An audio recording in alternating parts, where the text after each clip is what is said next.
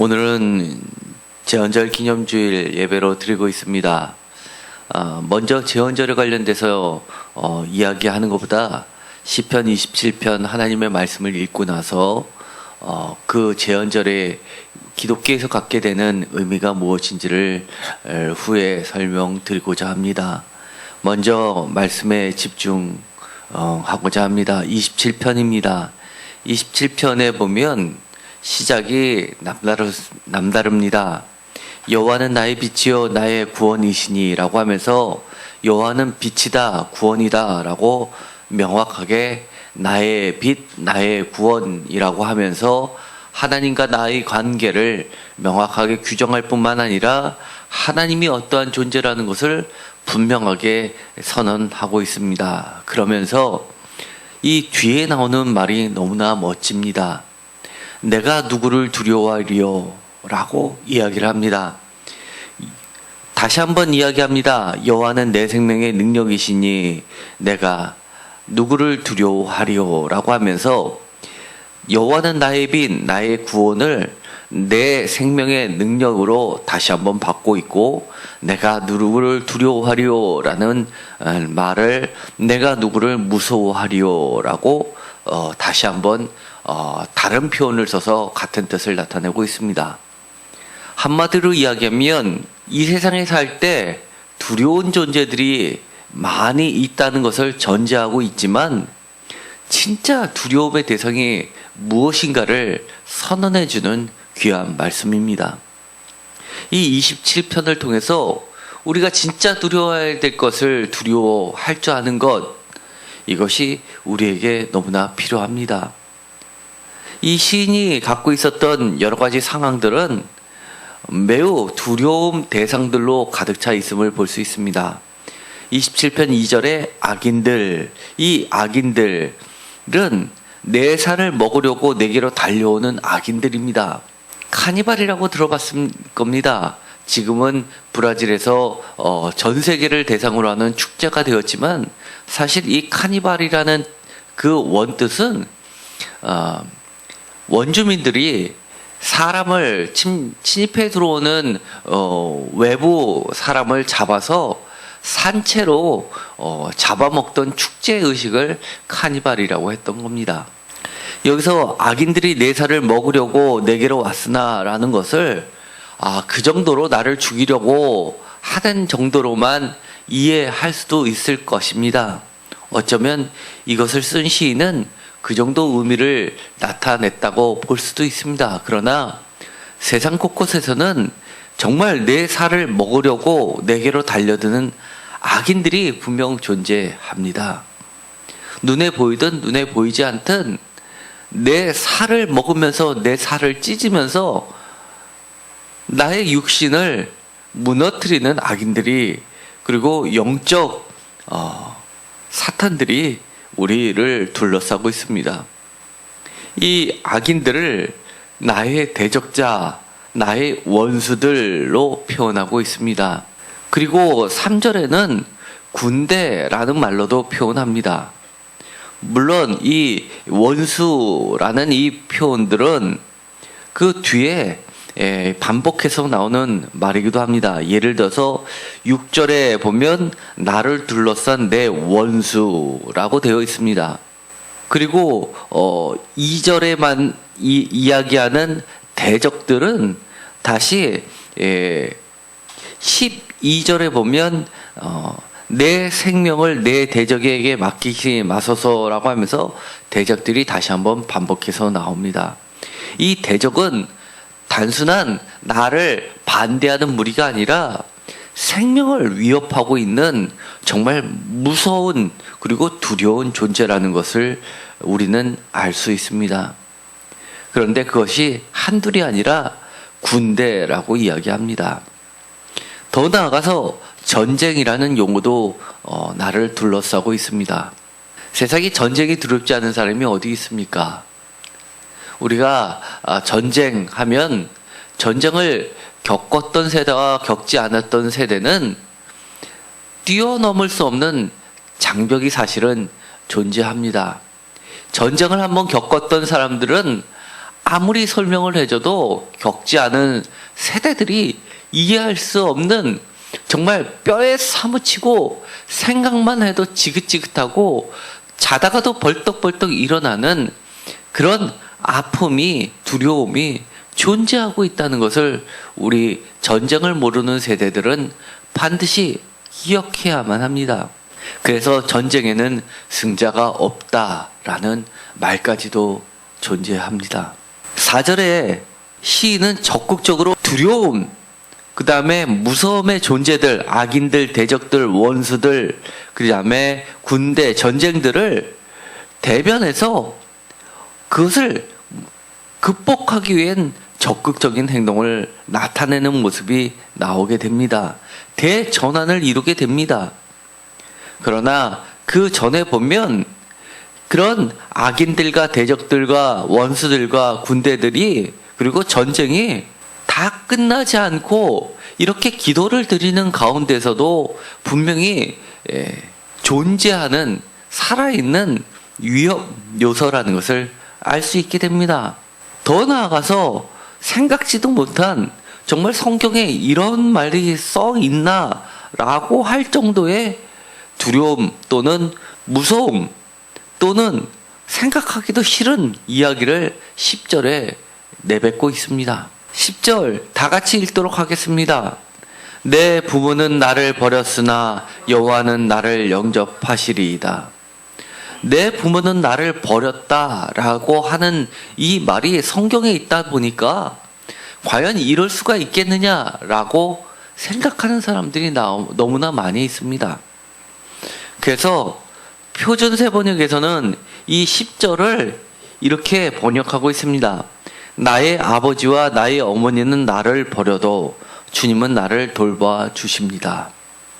이 개역개정과 표준세 번역의 차이는 개역개정은 내 부모는 나를 버렸다라는 뚜렷한 사실로서 진술하고 있는 반면에 표준세 번역에서는 그런 일은 있을 수 없기 때문에 하나의 불가능한 가정을 하면서 최악의 사태가 벌어진다 하더라도 라는 의미로서 나의 아버지와 나의 어머니는 나를 버려도 라는 말로 번역을 하고 있습니다. 그렇지만 우리가 세상에 살다 보면 뉴스를 접하다 보면 나를 버리는 부모가 얼마나 많이 있습니까? 나를 생명처럼 지켜주는 부모가 세상의 진리이고 모든 부모가 그렇게 하면 좋겠지만 그렇지 않은 부모들이 너무나 많다는 걸 우리는 알 필요가 있습니다. 특히 동양 문화 속에 있는 사람들, 그동안 가정이라는 테두리는 많이 외부로부터 단절되어 있고 숨겨져 있었기 때문에 집안에서 벌어지고 있는 많은 불합리하고 부정직하고 그리고 폭력이 숨겨져 겉으로 드러나지 않았지만 최근에는 그것들이 하나씩 벗어나고 있습니다. 그래서 뉴스에 나오게 됩니다. 어려움이 없는 사람은 가정처럼 그렇게 무서운 지옥이 없을 정도라고 이야기하고 있는 겁니다. 이것을 약화시켜서 이야기할 필요가 전혀 없습니다. 성경의 원문에서 이야기하는 것처럼 이 시인은 분명하게 부모가 자신을 버렸고 라고 이야기를 합니다. 왜 버렸는지에 대한 설명은 나와 있지 않습니다. 아무래도 많은 대적들과 악인들이 모두 다 이 시인을 향해 공격해 온다 보니까 부모도 버렸을 수도 있겠고 아니면 태어날 때부터 이 시인은 그렇게 사랑받는 존재로 태어나지 못했을 수도 있는 겁니다. 혹시나 여러 자녀가 있는 부모님들은 첫째만 그렇게 위하는 것 바람직한 부모 사랑 방법 아닙니다. 하나님이 하셨듯이 모두를 평등하게 똑같이 사랑하는 법을 부모도 배워야 됩니다. 우리나라 유교식 사고방식으로 지금까지 해왔던 것처럼 장남을 통해서 모든 것이 집안이 세워지는 것처럼 생각하고 장남 하나 세우기 위해서 옳고 그른 거 따지지 않고 모든 사람을 다 부속물로 여기는 그런 것, 장난 하나만 잘 되면 된다라고 생각하는 어리석은 부모들 얼마나 많은지 모릅니다. 사실은 예수님조차도 그렇게 부모로부터 사랑받지 못한 존재였다는 것을 우리는 성경을 통해서 잘 알고 있습니다. 어머니에 대해서 그렇게 많은 이야기가 생략되어 있습니다. 어쨌든 간에 성경은 내 부모는 나를 버렸다라는 정말 도저히 받아들일 수 없는 상황까지 몰려 있습니다. 어쩌면 악인들과 대적들과 원수들과 군대와 전쟁보다도 이 시인은 나를 버린 부모가 더 무섭고 두려운 현실이었을지도 모릅니다. 11절에 원수들, 그리고 12절에 대적, 나아가서 위증자, 악을 토하는 자라고 그렇게 이 두려움의 존재들을 이야기합니다. 혹시 여러분 주변에 여러분에게 있어서의 두려운 존재, 무서운 실체들은 무엇입니까? 가정의 불화, 경제적 어려움, 회사의 진급, 육체의 질병, 그리고 학생들 같으면 성적, 대학, 취업, 결혼, 여러 가지 회사에서의 인간관계, 사업에서의 부도 위기, 이런 것들이 정말 여러분들의 가장 큰 두려움입니까? 가장 큰 무서움입니까? 시인은 이렇게 고백하는 걸로부터 27절을 시작합니다. 내가 누구를 두려워하리요? 내가 누구를 무서워하리요? 이 말씀은 오늘날 우리에게 들려주는 성령님의 외침이기도 합니다. 너가 누구를 무서워하느냐? 너가 누구를 두려워하고 있느냐? 라고 이야기를 하면서 이렇게 시인은 결론적으로 이야기를 합니다. 14절에 너는 여호와를 기다릴지어다. 다 같이 읽겠습니다. 강하고 담대하며 여호와를 기다릴지어다. 한마디로 정말 두려워할 존재, 무서워할 존재 외에는 두려워하지 말고 무서워하지 말고 강하고 담대하라고 이야기합니다. 그러면서 무엇을 기다리라고 하냐면 여호와를 기다리라고 합니다. 우리가 전에 25편을 통해서 여러 차례 여러 가지 믿음의 다른 표현들을 우리가 살펴본 적이 있습니다. 기다리는 것, 잠잠히 기다리는 것, 확실히 믿는 것, 다 믿음의 표현이었습니다. 13절에 있는 것처럼 내가 산자들의 땅에서 여호와의 선하심을 보게 될 줄 확실히 믿었도다 라고 다시 한번 이야기를 하고 있는 것, 이것은 기다리는 것이 포기가 아니라 강한 믿음이라는 것을 알 수 있습니다. 그렇기 때문에 아까도 이야기했지만 4절에서 이런 전쟁까지 이야기하면서 대전환을 이야기하는 것, 시인이 이렇게 무서운 가운데서 취하는 것, 시인이 두려운 가운데서 행동하는 것, 그것이 바로 4절에 있는 행동이었습니다. 4절을 다 같이 읽겠습니다. 내가 여호와께 바라는 한 가지 일, 그것을 구하리니 곧 내가 내 평생에 여호와의 집에 살면서 여호와의 아름다움을 바라보며 그의 성전에서 사모하는 그것이라. 표준세 번역은 이렇게 번역합니다. 주님, 나에게 단 하나의 소원이 있습니다. 나는 오직 그 하나만 구하겠습니다. 그것은 한평생 주님의 집에 살면서 주님의 자비로우신 모습을 보는 것과 성전에서 주님과 의논하면서 살아가는 것입니다. 이렇게 생명이 왔다 갔다 하는 총각을 다투는 그 상황 속에서 이 시인이 했던 행동, 그것은 하나님께 기도를 드렸던 겁니다. 자신이 갖고 있던 소원을 선언했습니다. 고백했습니다. 그러면서 내가 여호와의 성전, 여호와의 집에 살면서 여호와의 아름다움을 바라보면서 그 성전에서 주님과 의논하면서 기도드리고 예배드리고 높여드리고 하나님을 증거하는 것이 내 소원이니 이 가장 즐거운 낙을, 기쁨을 늘 할 수 있게 해달라고 간절히 하나님께 기도했던 겁니다. 우리가 어려움을 만나면 이런 기도 드리지 않습니까? 대적들이 있으면 대적들이 사라지게 해달라고, 또한 내가 숨었을 때 발각될 위협에 놓여 있으면 발각되지 않게 해달라고 그렇게 기도하지 않습니까? 그러나 제일 먼저 했던 기도, 그것이 바로 내가 하나님과 영원히 살 수 있게 해달라는 그 기도입니다. 지난주에도 말씀드렸듯이 새교회 같이 가자, 가고 싶어 라고 마지막이 되고 두 번 다시 만날 수 없는 상황일 것 같은 두려움 속에서 카톡을 날리면서 기도했던 그 기도 때문에 하나님께서는 저를 살려주셨습니다. 그래서 이렇게 제 부인이 사진 속에 보내줬던 이 십자가를 제가 바라보면서 매일매일 기도합니다. 여호와의 아름다움, 그 아름다움이 무엇입니까? 예수 그리스도의 십자가 아니겠습니까? 우리의 생명이시요, 우리의 빛이시요, 우리의 구원이신 여호와 하나님 예수 그리스도 외에 그 무엇이 두려운 존재고, 그리고 무엇이 그렇게 무서운 존재입니까? 시인은 이렇게 이야기합니다.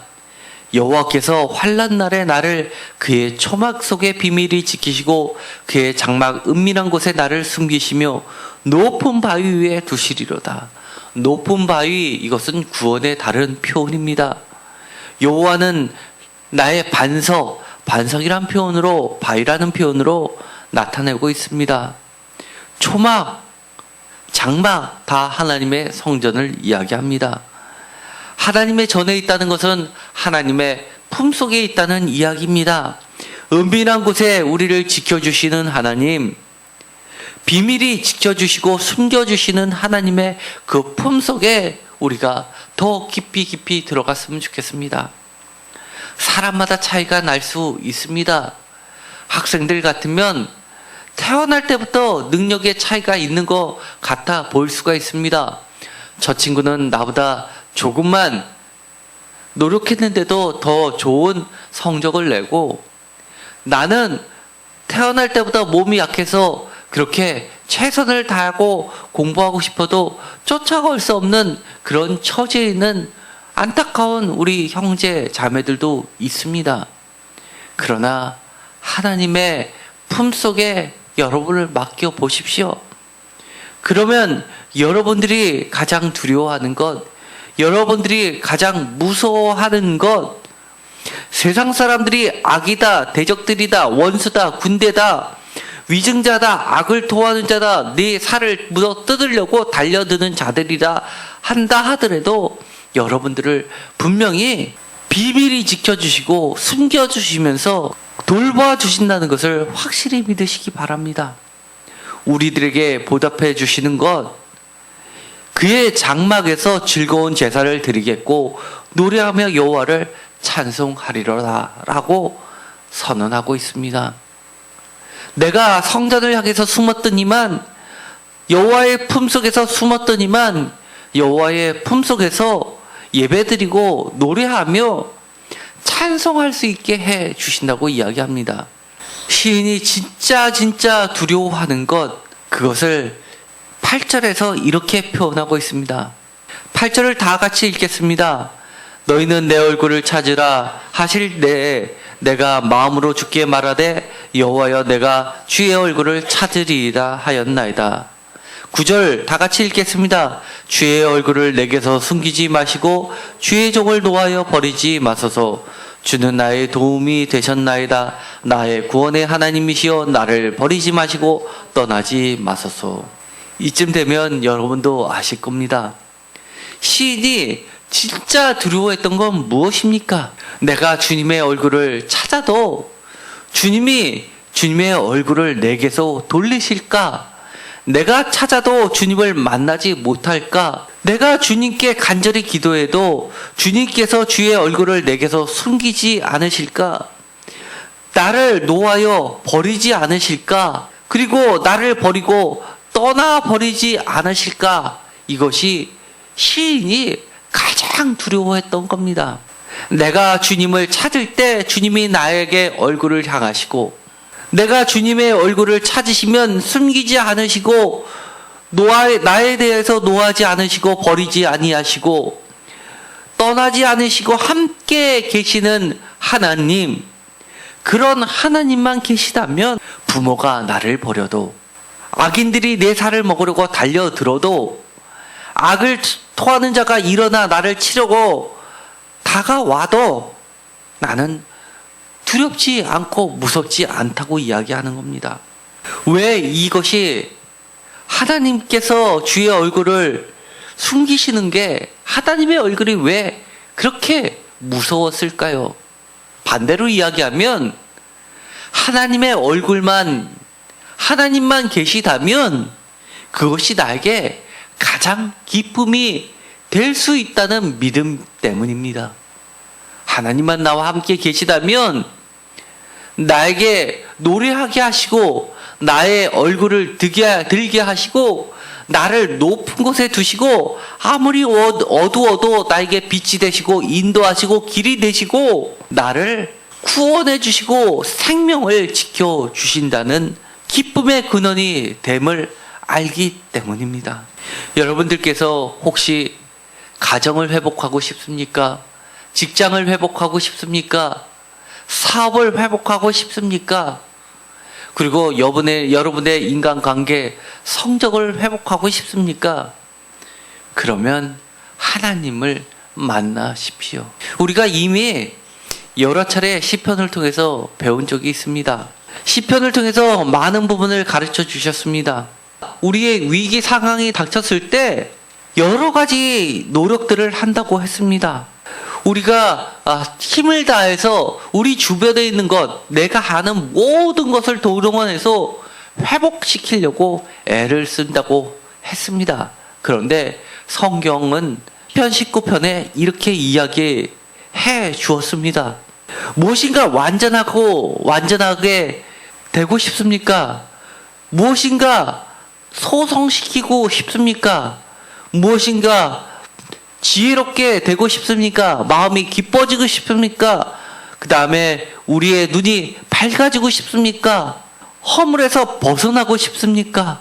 큰 죄가에서 벗어나고 싶습니까? 그러면 19편 7절에서 있는 것처럼 여호와의 율법, 여호와의 증거, 8절에 여호와의 교훈, 여호와의 계명, 9절에 여호와를 경외, 여호와의 법도, 11절에 주의 경고, 이런 것들만이 이 모든 것을 회복시킬 수 있다고 우리에게 알려주었습니다. 이 모든 다른 표현이 27절에 시편 27편에는 하나님의 얼굴입니다. 우리가 하나님의 얼굴을 보고 싶습니까? 여호와를 보고 싶습니까? 그러면 하나님의 말씀을 보시기 바랍니다. 여호와를 증거한다는 건 무엇을 증거한다는 말입니까? 하나님의 말씀을 증거한다는 이야기랑 같은 겁니다. 너희는 내 얼굴을 찾으라. 하나님의 말씀을 열심히 찾으십시오. 그 말씀을 확실히 믿으십시오. 그리고 하나님 앞에 여러분의 믿음을 고백하십시오. 그리고 기도하십시오. 주님이 나의 얼굴을 찾으라고 말할 때 주께서 말씀하시니까 그때 내가 마음으로 주께 말하되 여호와여 내가 주의 얼굴을 찾으리이다 하였나이다 라고 그렇게 시인은 응답했던 겁니다. 우리가 하나님의 말씀을 붙잡고 기도하십시오. 주의 약속을 붙잡고 기도하면 모든 슬픔과 환난에서 우리를 기쁨으로 변화시켜 주십니다. 여호와께서는 이렇게 말씀하십니다. 주의 도로 내가 너를 가르쳐 주겠다. 내 원수를 생각해서 평탄한 길로 너를 인도해 주겠다. 내 생명을 대적에게 맡기지 않겠다. 위증자와 악을 토하는 자가 일어나 너를 치려해도 내가 너를 산자들의 땅에서 여호와의 선하심을 보게 하겠다라고 그의 믿음대로 응답해 주시고 선포해 주신다는 것 확실히 믿으시기 바랍니다. 성경 끊임없이 생명, 산자들을 이야기합니다. 하나님은 왜 그렇습니까? 왜 우리가 그렇게 살아내는 것이 중요합니까? 시편 6편 우리가 이미 했던 말씀을 보면 아주 귀한 말씀이 있습니다. 시편 6편 5절에 신이 고백했던 것이 있습니다. 사망 중에서는 주를 기억하는 일이 없사오니 스올에서 주께 감사할 자 누구리이까? 하나님께서 우리를 대적들에서, 죽음에서, 스올에서, 사망에서 우리의 생명을 건져주시는 이유, 그것은 산자들의 땅에서 주를 기억하게 하시기 위함이요, 생명을 가지고 이 땅에서 주를 찬송하고 감사하게 하시기 위함이라는 것, 이 귀한 말씀 반드시 마음판에 새기시기 바랍니다. 그래서 우리가 이 땅에 살 때 정말 열심을 다해서 살아야 됩니다. 막 살아서는 안 됩니다. 죽음 앞에 쉽게 우리의 생명을 포기해서는 안 됩니다. 아무리 힘들어도 하루하루를 주님의 주신 말씀으로 살아내시기 바랍니다. 그러면서 여호와의 선하심을 보게 될 줄을 확실히 믿은 만큼 여호와를 기다리십시오. 시편 27편 4절을 표준 세번역에서는 이렇게 번역하고 있습니다. 한평생 야훼의 성전에 머무는 그것뿐, 아침마다 그 성전에서 눈을 뜨고 야훼를 뵙는 그것만이 나의 낙이라고 그렇게 말씀하고 계십니다. 나, 기쁨이라고 이야기하는 겁니다. 여호와의 선하심을 보게 되는 것, 우리에게 기쁨을 주신다고 이야기를 하는 겁니다. 하나님이 너를 고통 속에 참고 인내하는 것만이 하나님을 섬기는 것이라고 이야기하는 것 아닙니다. 이 고통을 뛰어넘어서 분명하게 우리에게 정말 뺏을 수 없는 기쁨과 즐거움, 낙을 우리에게 주신 것입니다. 우리가 해야 할 것, 믿음의 다른 표현들처럼 믿는 만큼 여호와를 기다리면서 우리가 해야 할 것, 강하고 담대해야 할 겁니다. 우리가 진짜 기쁨을 소유하기 위해서 우리는 어떻게 해야 합니까? 믿고 증거하고 그리고 기다리면서 강하고 담대해야 할 것입니다. 오늘도 강하고 담대하십시오. 오늘은 제헌절 기념주일입니다. 정인보 작사, 박태준 작곡으로 되고 비구름 바람 거느리고 인간을 도우셨다는 우리 옛적 360 남은 일이 하늘 뜻 그대로였다. 3천만 한결같이 지킬 새 언약 이루니 옛길에 새 걸음으로 발맞추리라. 이날은 대한민국 억만년의 터다. 대한민국 억만년의 터. 이런 가사 내용이 있습니다. 그리고 2절에 가면 복과 평화의 이야기를 합니다. 그런데 이 제헌절은 7월 17일입니다. 사실 7월 17일은 조선시대의 건국일입니다. 그런데 7월 12일 날 새로운 헌법을 처음 만들고 나서 공표는 7월 17일에 했습니다. 왜냐하면 조선을 새로운 조선을 꿈꾸면서 새로운 틀로서 이 새 언약이라는 이 성경에 나오는 글자를 넣으면서 이 헌법에 기초하는 새로운 나라를 꿈꾸면서 선포했던 겁니다. 사실 이 정인보라는 인물은 이것 말고도 예를 들어서 광복절의 노래, 개천절 이런 것도 다 작사했던 분입니다. 굉장히 우리나라 굵직굵직한 노래들을 작사를 많이 하셨던 인물입니다. 독립투사셨고 그러나 납북되어서 사실 어떤 삶을 사셨는지는 잘 드러나 있진 않지만 전해 내려오는 것은 이분은 한학자셨습니다. 그래서 한학자셨지만 함석헌 선생님처럼 그렇게 한문을 가지고 된 성경책을 보면서 기독교도 접하셨던 분입니다. 그래서 기독교의 영향을 상당히 많이 받으셨지만 기독교인은 정통 기독교의 입장에서 보면 기독교인은 아니셨고 천도교에 조금 가까운 분이셨습니다. 반면에 이 박태준이라는 분은 기독교인이십니다. 그리고 독립 운동가이십니다. 그리고 대구에서 첫 번째 교회인 대구제일교회 장로교지만 대구제일교회에서 자라나셨고 또 이 박태준 선생님이 하셨던 것은 예를 들어서 듬뿍 새 우리가 너무나 잘 알고 있는 이런 노래들 동무생각이라든지 이런 너무나 우리가 많이 알고 있는 노래들을 작곡을 많이 하셨습니다. 그런데 이 제헌절의 노래를 작곡을 하시면서 이분들은 그렇게 생각하셨던 것 같습니다. 이 새롭게 시작하는 대한민국을 하나님이 주신 말씀대로 평등한 사회를 만들고자 그렇게 과거의 조선이 계급으로 되어 있다면 하나님의 자녀로서 그렇게 평등한 사회를 만들고자 꿈꾸셨던 분은 확실합니다.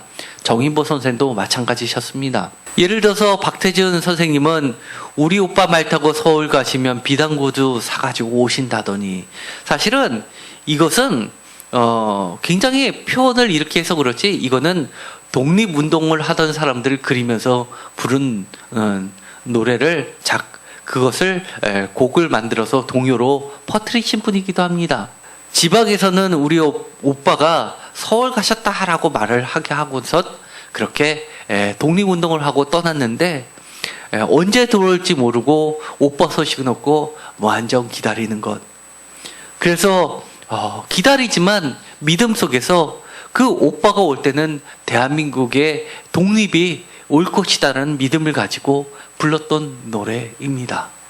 정말 이런 분들이 하셨던 이런 것들은 바로 이 성경에서 말씀하시는 오늘 27편에서 이야기하는 이런 전쟁과 그리고 여러 가지 대적들 앞에서 원수들 앞에서 할 수 있었던 하나님의 약속을 확실히 믿고 강하고 담대하고 그렇게 기다리면서 하나님이 주셨던 그 진리를 붙잡고 노래했던 것들입니다.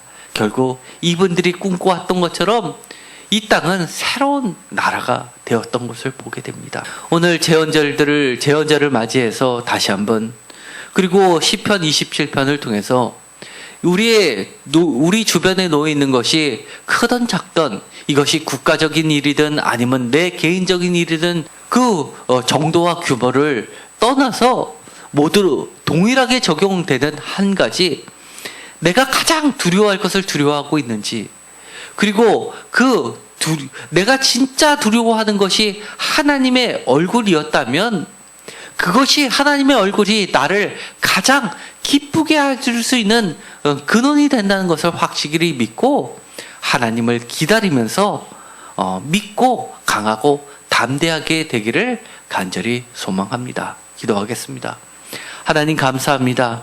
오늘도 주님의 말씀을 바라봅니다. 우리 주변에 나를 둘러싼 모든 악한 대적들 두려워하지 않게 하시고 진짜 두려운 내가 하나님을 찾을 때 하나님께서 나에게 얼굴을 돌리실까? 나를 버리실까? 두려워할 수 있게 하여 주옵소서. 하나님만이 나의 두려움입니다. 내가 하나님을 찾을 때 나의 기도에 응답하여 주시옵시고 모든 슬픔을 기쁨, 즐거움, 낙으로 변화시켜 주실 줄 믿습니다. 우리가 강하고 담대하게 확실히 믿고 여호와를 기다리게 하여 주옵소서. 우리가 산자들의 땅에서 정말로 주님이 주신 생명을 가지고 주님께 감사하고 주님을 기억하면서 살게 주님 우리를 높은 곳에 세워 주시옵소서. 주님의 품속에 우리를 숨겨주시고 지켜주시옵소서. 예수 그리스도의 이름으로 기도드렸습니다.